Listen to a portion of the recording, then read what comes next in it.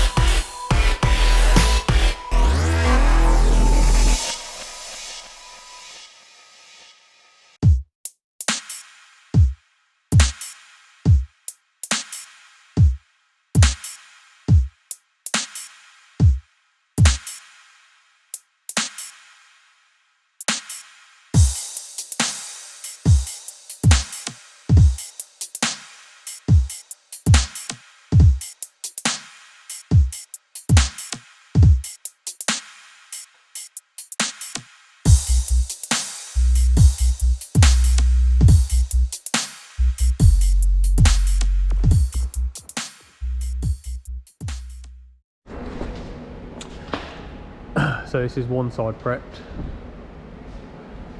Going to concentrate on the other side now, and then I'll be back, and then we'll get these inner parts welded in. Right, I'm on to plugging these up. I'm going to spot weld these up. It's going to be a bit hard again to film these because obviously I'm going to be in the way. So I'll show you after it's all plugged up and welded up.